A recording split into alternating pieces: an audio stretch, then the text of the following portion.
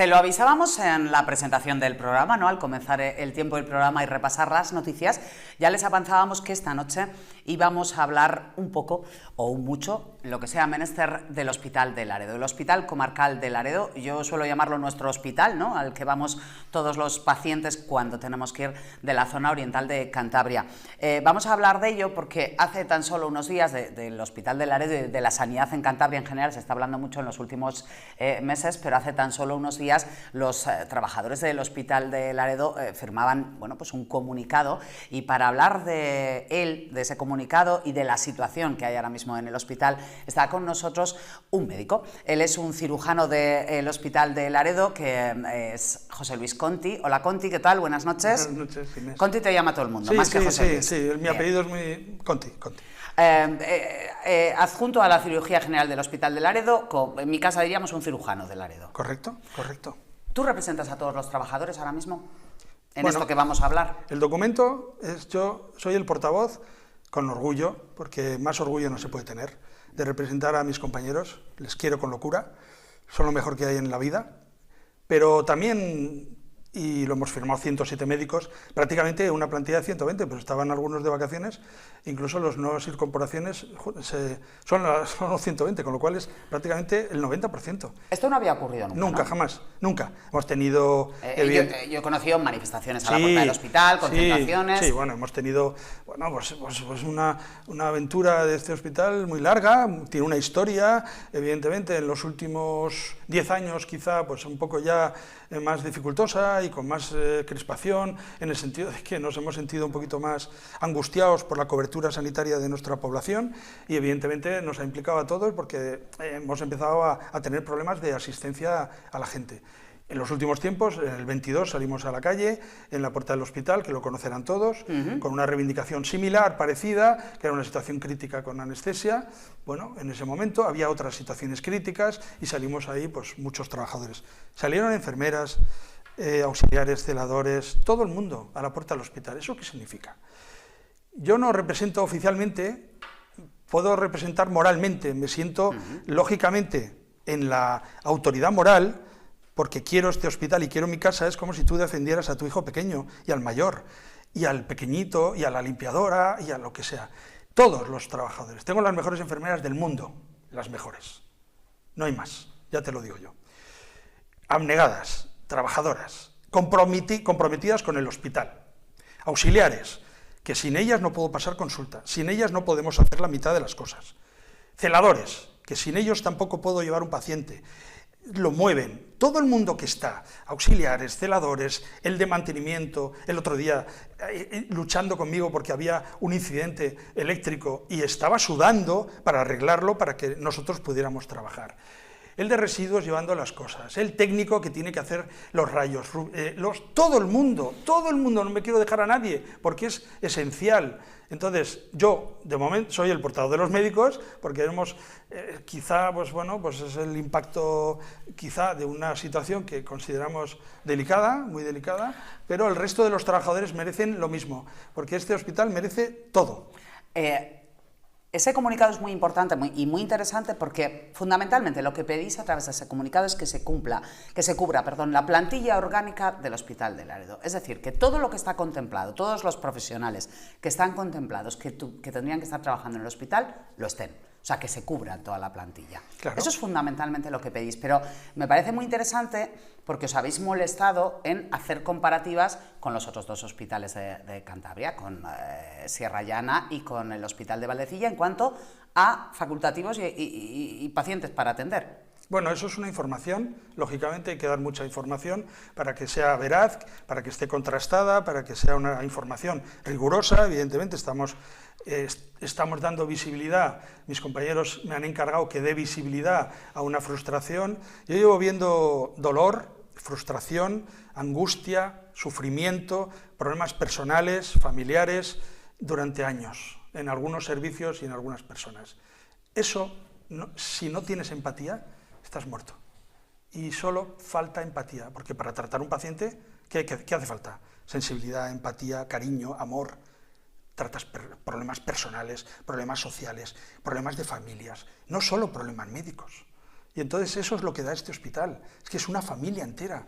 Y entonces eso que te iba a decir, evidentemente no queremos entrar en una comparación más allá de que son hospitales de la red de Cantabria.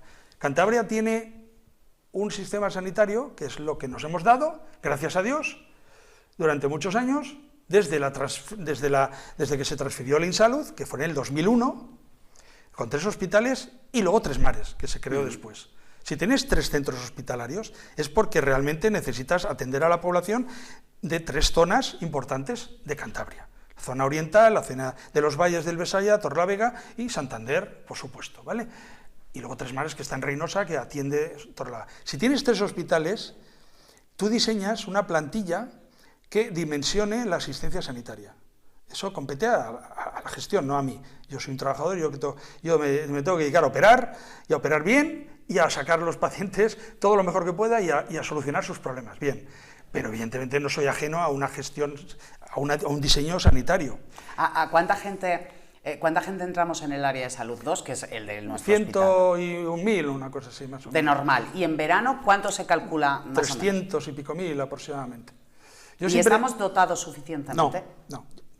Para una crisis normal, se vio en la pandemia, eso hay que ser honrado y sincero, y hay que decirlo lo mismo, y eso cualquier facultativo con un mínimo de experiencia sabe que las plantillas en un momento de crisis, ninguna está dimensionada para una crisis mundial ni una pandemia. Eso hay que entenderlo y se hace, y vamos, la pandemia fue el ejemplo máximo de la abnegación de la gente, por eso te digo... Nos puso los pies en la tierra a todos. De la realidad, realmente, porque ninguno está preparado para una catástrofe. Yo pongo siempre el ejemplo, desgraciado, si hay un accidente de autobús con 100 personas, las 100 personas al mismo tiempo no se pueden atender, ¿vale?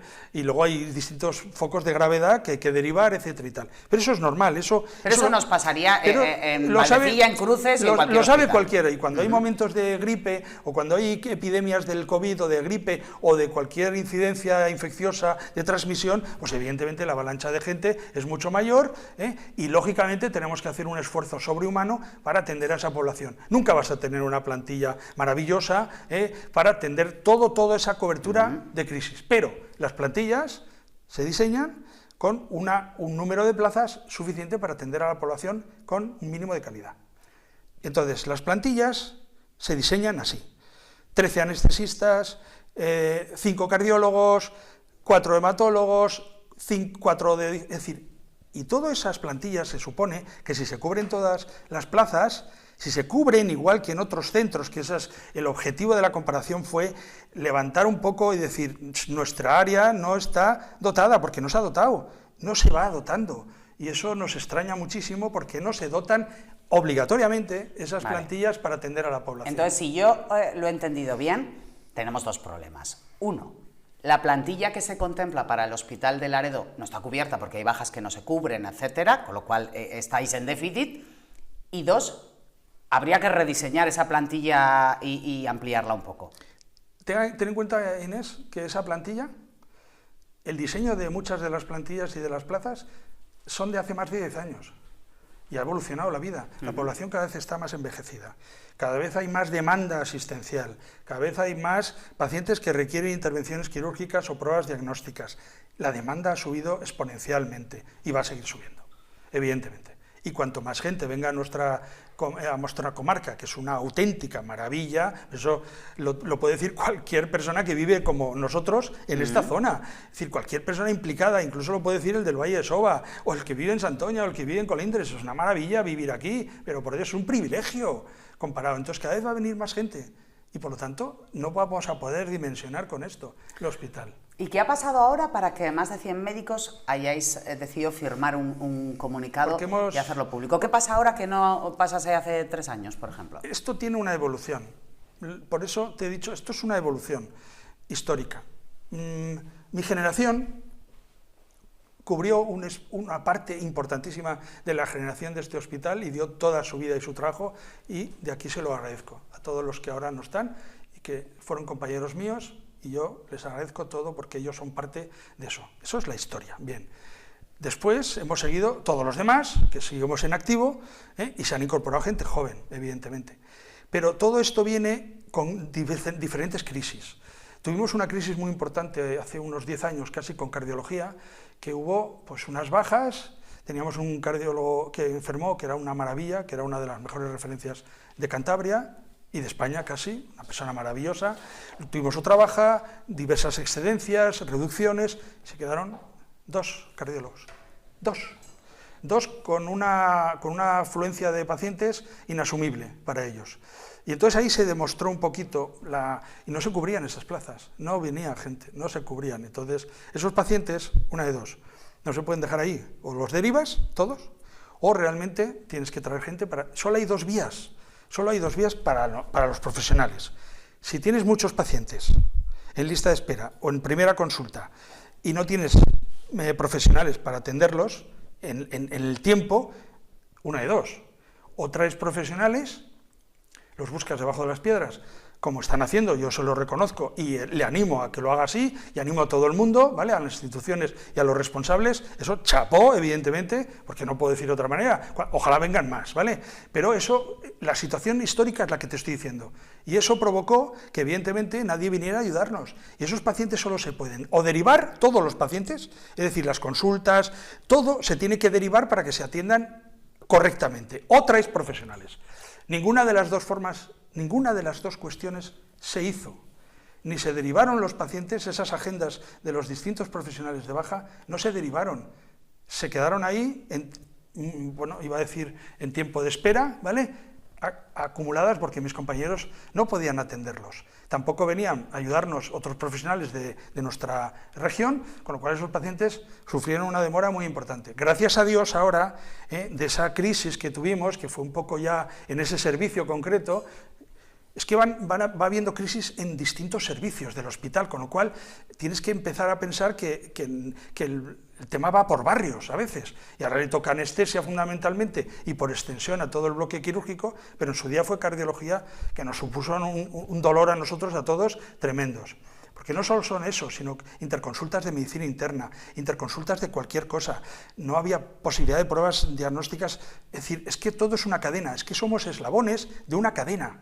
Y la cadena hay que cumplirla, porque si se rompe una cadena, clac, se va la cadena. Si cae uno de urgencias, me afecta a mí. Si yo caigo, me afecta a mis compañeros. Si el anestesista, como en este caso, se acaba el bloque quirúrgico. Es decir, y si el cardiólogo no puede atender, se cae la cadena asistencial. El de interna no puede, el neumólogo... Bueno, todo esto es la vida asistencial, la vida sanitaria, la vida de los pacientes. Bien. Entonces, eso supuso un clic. Ahora, gracias a Dios, tenemos el servicio de cardiología cubierto maravillosamente. Vinieron 2 personas, ya maduras y tal, que quisieron apostar por este hospital, hemos tenido otra incorporación, y ahora hemos reducido, fíjate. Por eso digo yo que el capital humano es esencial, ya puedes poner 14 aparatos, el capital humano. Las consultas de cardiología tenían una espera tremenda, estaban bloqueadas, y con dimensionar la plantilla adecuadamente, 4, incluso ahora tenemos 5, una chica que exactamente no sé cómo está, si está a caballo entre Valdecilla y aquí, la lista de espera de primera consulta de cardiología prácticamente ha desaparecido. ¿Cómo se consigue eso? En general... ¿Cómo se consigue eso? Casi todos los asuntos que tienen que ver con la gestión se consiguen con dinero. Poniendo dinero encima de la mesa, quiero decir, poniendo más médicos. Bueno, pues eso, pues ya está. Entonces, yo entiendo que son presupuestos, pero si tenemos 13 anestesistas y nos hemos quedado cojos, porque nosotros hacemos guardias, las plantillas no se diseñan. Ese es otro de los problemas. Pero eso es a nivel estructural de la sanidad española y en particular ya, como nos ocupamos, de esta región nuestra. Las plantillas no se diseñan en base a la actividad ordinaria o en base a las guardias, se diseñan en general, es decir, todos hacen de todo. No, eso no es así, porque con 55 años, una edad prudencial, se dejan de hacer guardias voluntariamente. Y si la mitad de la plantilla llega a los 55 años, porque no solo envejece la población, envejecemos nosotros. Yo soy de la generación del baby boom, del 61. ¿Y qué pasa si la mitad de la plantilla deja de hacer guardias voluntariamente? La otra plantilla asume toda la carga asistencial, eso es inviable. Luego no se dimensionan, no se prevé para que esos facultativos, al dejar de hacer guardias, sobrecarguen la vida de sus compañeros, que no pueden más. Y eso es lo que ha pasado también. que ha habido dos... Hay sobrecarga de trabajo. Aquí ha habido dos problemas últimos, que uno es el clic de anestesia, que venía desde el 22, que ya venía desde el 22, no es nuevo, y no se ha cubierto adecuadamente las medidas que se implementaron. El anterior consejero, esto hay que sacarlo del marco político, porque si no, aquí no avanzamos. Hay que sacarlo del marco absolutamente político. Esto no va contra nadie. Yo no voy contra nadie, ni vamos contra nadie. Lo que queremos es trabajar, lo que queremos es que nos den posibilidades de trabajar, pero claro, somos personas, tenemos familias, no conciliamos, hay problemas de pareja, hay problemas de hijos. Eso lo tiene la población en general también, no somos diferentes, pero también hay que contemplarlo. Entonces el equilibrio entre conciliación y los derechos adquiridos y conseguidos en la sociedad hay que compaginarlos. No se cubren casi vacaciones, por no decir nada. En urgencias se refuerza lo que se puede, evidentemente en épocas estivales, pero no se cubren vacaciones, nos las cubrimos entre nosotros, siempre, siempre. Entonces, bueno, y si esas vacaciones las cubrimos entre nosotros... ¿Y si hay una baja? Y si hay dos bajas, no, una Inés, una, dos, tres. ¿Qué hacemos? ¿Quién recae?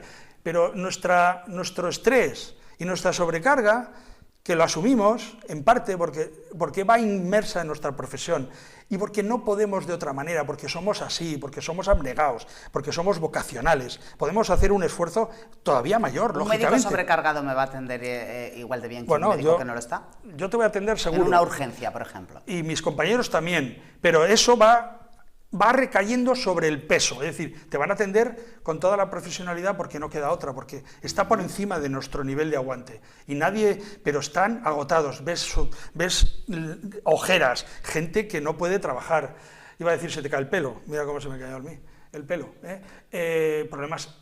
Te va a atender igual, pero esto va acumulándose, un día tras otro, un mes tras otro, un año tras otro. Por eso levantar la voz, porque si esto fuera una cuestión coyuntural de un problema estival concreto, es un problema estructural de que no se han dimensionado las plantillas y no se han cubierto. Este comunicado que habéis sacado y que llama la atención, porque has dicho, lo firman 107 de 120 médicos, sale en la misma semana, en la que salta una noticia que nos dicen que se incorporan 14 nuevos médicos. Maravilloso. Pero nosotros no elegimos el momento, nosotros no somos políticos, somos médicos. Los 107 compañeros somos todos médicos profesionales, no elegimos el momento. ¿Por qué ha surgido esto? Porque hemos visto que el deterioro era tan impresionante que evidentemente en septiembre surgió porque después de un verano terrorífico en urgencias, con una abnegación, con un esfuerzo, con una dedicación, no un esfuerzo pequeñito, O sea, ¿cómo ha sido el verano? Porque el tema sanitario ha sido protagonista en el Parlamento la pasada semana por última vez y hoy mismo ha sido protagonista. Se ha preguntado mucho por el tema sanitario en Cantabria y también en concreto por lo que ocurre en el hospital de Laredo, y se nos hablaba por parte del consejero de normalidad, de que se nos prometió en su momento que no se iba a dejar de prestar ningún servicio durante el verano en el hospital de Laredo, que no se iba a derivar nada a Valdecilla, como había ocurrido otros años que se habían derivado los partos, por ejemplo, y que la situación iba a ser fenomenal y fabulosa. ¿Cómo ha sido el verano? Pues ha sido muy complejo, muy difícil. Es un problema complejo, toda la sanidad, y no hay soluciones fáciles. Es una solución compleja. Yo no voy a caer. La solución es complejísima, complejísima. Evidentemente, nosotros estamos para ayudar. O sea, ayudar es ayudar. El esfuerzo de la urgencia de este verano, hay que darle son héroes, mis compañeros de urgencias son héroes, primero, ¿vale? Segundo, todo el personal del hospital se ha puesto a disposición para trabajar, todos los especialistas de guardia y toda la gente para trabajar, enfermeras, auxiliares, celadores, todos en una situación crítica. Ante una llamada de emergencia, en una situación crítica, todo el mundo va a ayudar. Todo el mundo va a ayudar de una forma abnegada y absolutamente increíble, que eso me enorgullece a mí como compañero y como médico, a mis compañeros también. Pero no había habido una catástrofe natural, era un verano, sin más. Solamente había de 21 médicos, la plantilla de urgencias son 22. 21, 22, 7. 7, la tercera parte. Entonces hemos tenido que implementar, se han implementado y ha salido bien, pero con un esfuerzo ímprobo que se arrastrará y ya veremos a ver las consecuencias que tiene eso en la gente. De hecho, ha habido ya consecuencias de ese esfuerzo y de ese hastío y de ese sobreesfuerzo. Hay gente que se ha ido y que ya no tenemos 22. Hay gente que se ha ido porque ya no ha soportado esa situación y hemos tenido algunas bajas. Ojalá se recuperen mis compañeras, mis compañeros, ojalá, les quiero mucho. Pero hemos tenido secuelas porque no todo el mundo aguanta la misma presión, evidentemente. Y esa unidad aguanta muchísima presión, pero no te puedes ni imaginar. ¿Vale? Yo soy cirujano. ¿Este verano se han derivado cosas? Como siempre, ¿eh? Como siempre. Los pacientes graves que no podemos atender por complejidad, porque si es que nosotros estamos dentro de una estructura de complejidades, nosotros tenemos un nivel, Valdecilla tiene otro y Sierra Llana tiene otro, ahora Sierra Llana tiene categoría de hospital general, es una maravilla, ya no es comarcal, es general, con lo cual tiene una dotación, fíjate lo que supone eso, porque eso es importante. O sea, hospital terciario, maravilloso, el mejor que podemos tener para esta comunidad, vamos, un lujo asiático, evidentemente, una maravilla, está ahí, es terciario. Nosotros estamos en la escala inferior, somos un hospital comarcal, con unas características. Pero luego, el hospital comarcal de Sierra Llana, hace poco le han otorgado la categoría de hospital general. ¿Qué supone eso? Dicho por mis compañeros. Ojalá no me equivoque, yo esto... Dicho por mis compañeros quirúrgicos, que son mis amigos también, el jefe de cirugía, y mis compañeros que están allí, que estuvieron allí, supone, me dijo, en una reunión que hicimos mi servicio en Torlavega hace unos meses, en mayo, hice una reunión y junté a 100 cirujanos aquí en Cantabria, con mucho esfuerzo, porque como casi, en fin, no podemos ausentarnos en algunas ocasiones, pero se reunieron gente, y me dijo, mira, Conti, se acaba de otorgar la categoría de hospital general, eso supone dos digestivos más, 3 de tal, 4 de no sé qué, 2 de no sé qué, 4 de no sé qué. Digo, qué maravilla, macho. Y se van a dotar, porque está dentro de la dotación asignada a este hospital. Aumentamos la capacitación y van a venir más personas. Proyecto profesional. Si hay un proyecto ilusionante,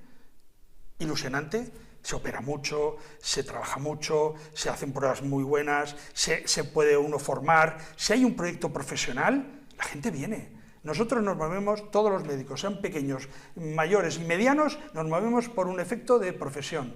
Todo el mundo quiere. Y entonces, ¿qué pasa? Que si tú no ilusionas, de alguna manera, solo con el trabajo, con un proyecto profesional, yo te garantizo que la gente viene. Si yo tengo un traumatólogo, tengo un cirujano, tengo un anestesista que dice, bueno, pues es que aquí se hacen muchos quirófanos, se opera casi de todo más o menos, dentro de la complejidad, el número de guardias es aceptable, se puede hacer un proyecto de vida, es acorde con una vida normal y encima se trabaja. Y lo que me gusta, así hemos venido todos los demás, así venimos todos los demás, y eso se ha roto o se va rompiendo, porque ya no hay ese proyecto, pues no se puede. Entonces, ¿cómo retienes el talento interno? El talento que tenemos, el capital humano que tenemos ahora, se puede ir en una convocatoria de traslados próxima que va a haber. Puede haber una desbandada y entonces traes 14 médicos, que es una maravilla, ojalá vengan 16, 17... Pero a lo mejor se te van 20. O se van 15, o se van 7, y no has retenido el talento que tienes porque no lo cuidas, porque necesitamos un poco de cuidado y de respeto, y por eso pedimos esto, consideración y respeto a la gente que estamos dentro. La gente que viene fuera viene a nuestra casa y se va a incorporar naturalmente, y eso va a aliviar además. Las listas, las primeras consultas de neumología, que han pasado de 1 a 3, maravilloso, porque estaba solo, mi compañero estaba solo completamente, con una lista de espera de la primera consulta de neumología de 1 año, de neumología, y ahora 3, maravilloso, vamos para adelante. Una reumatóloga, una radióloga que va a venir, maravilloso, 2 digestivos, que vamos ya, esta semana han empezado, ya podemos hacer las pruebas diagnósticas, es una maravilla eso, pero ¿cómo que no? Es una maravilla, pero tenemos todavía un déficit estructural de plantillas, y en situaciones y en ámbitos críticos. Antes has dicho que este no es un tema político, pero la sanidad en este país la mueven los políticos, bueno, y la dirigen nosotros los... no. Y lo sé. Siento. Pero las decisiones las toman los políticos, sí, me refiero. Sí. Y también has dicho que este problema evidentemente no surge en esta legislatura, ni probablemente en la anterior, es un problema que se arrastra. Exactamente. Al Hospital de Laredo, donde no hay un proyecto, ¿se le ha mirado con menos cariño que otros hospitales históricamente? ¿Con menos mimo? Es que solo tengo que ver Yo vivo aquí, yo vivo en Castro, llevo más de 30 años viviendo ahí y la evolución que hemos tenido en los últimos años es que no lo puedo considerar de otra manera. O sea, la Cantabria Oriental, lo tienes que hablar con los pacientes, el del SOBA, el de Rasines, el de la Junta de Voto y tal, y dice, pues tendré que esperar y tal, es gente buena, gente noble, ganaderos, pescadores, gente de... Y tendré que esperar, pues si dice usted un año, pues si dice 6 meses, pues ¿qué le vamos a hacer? Ya sabemos que no. Eso no pasa en otras zonas, no pasa en otras zonas de Cantabria. Yo no lo elijo, lo eligen los diseños de asistencia. Eso dudo mucho, no quiero equivocarme totalmente, pero no creo que en el área que tiene mucha suerte, que yo no me voy a encontrar con aquí una pelea entre hospitales, para nada, porque eso no es el objetivo para nada. Cada uno tiene su nivel de complejidad. Nosotros lo que reclamamos es la suficiente dotación de personal para poder trabajar en condiciones humanamente. Bueno, y que la calidad asistencial sea para un vecino de la zona oriental de Cantabria igual que para otro de otra parte. La fractura de cadera, o la hernia, en este caso, un ejemplo, o el cálculo renal, o la patología mamaria, o la nariz de otorrino, tiene una persona de Castro o de Alimpias el mismo derecho y es la misma patología que otra persona del resto de Cantabria. Ese fue el objetivo de llamar la atención, porque evidentemente si, bajo nuestra humilde opinión, humilde, como siempre, nosotros trabajamos, es que si hay recursos limitados, en general, en toda la comunidad, que yo no lo discuto, evidentemente lo que no puede ser es que esté más dotado 2 zonas mejor que esta, porque los ciudadanos son iguales, o no somos iguales. Los ciudadanos son iguales y los profesionales somos iguales, porque otro de los puntos que realmente esto ha creado un malestar y una situación de cansancio es que los profesionales de la casa de mi familia no hemos sido considerados igual que el resto. Entonces estás poniendo en riesgo la viabilidad, por eso la gente se quiere ir. No lo digo yo, se van, y puede ser una maravilla, y abandonan tu casa. Imagínate que tu hijo se va a estudiar fuera porque el mayor ya ha estudiado, tiene de todo, y el pequeño dice, ¿y ahora qué? ¿Y ahora yo qué? ¿Y ahora yo qué? ¿Yo no puedo estudiar como mi hermano mayor? Pues no puedo, es que no puedo. Entonces, no es una cuestión de que y aún así vamos a hacer un esfuerzo ímprobo. Mis compañeros de anestesia están sufriendo lo indecible. Y no han venido gente maravillosa, magnífica, maravillosa, porque son buenísimos profesionales, porque no se puede discutir eso jamás, porque ellos tienen también sus problemas. En Valecía es un hospital enorme y que tiene su nivel de complejidad y tiene que cubrir muchos huecos. Y también tienen bajas, pero la baja de Valdecilla o la baja de Sierra Llana, con todos mis respetos, es idéntica a la baja de Laredo. Igual, por lo menos igual. Porque si la mía es mucho peor y no se atiende, pues entonces me estás dando a entender que la mía vale nada y no me la vas a cubrir. Vale, una última pregunta. Habéis estado incluso en el Parlamento la pasada semana, tú has estado en el Parlamento sí, físicamente, te invitaron. Evidentemente... De oyente. Sí, evidentemente este asunto... Bueno, pues mueve mucho a nuestros políticos, a los que dirigen para contar unas cosas y a quienes están en la oposición para criticar la gestión de quienes gobiernan en este momento. ¿Esperáis con este comunicado que se produzca un cambio? No lo sé, Inés, es que es una pregunta muy difícil. Yo solo te puedo decir una cosa. Las cosas del comer y la sanidad es la principal cosa del comer. Si no hay salud, no hay economía, no hay proyectos personales, no puedes hacer nada, no puedes trabajar. Si no hay salud, se rompe todo. Y si no hay de comer, también. Luego, los demás problemas son importantísimos. No lo discuto, yo no juego eso, pero soy un tío informado y soy un tío ya de una cierta veteranía, nada más.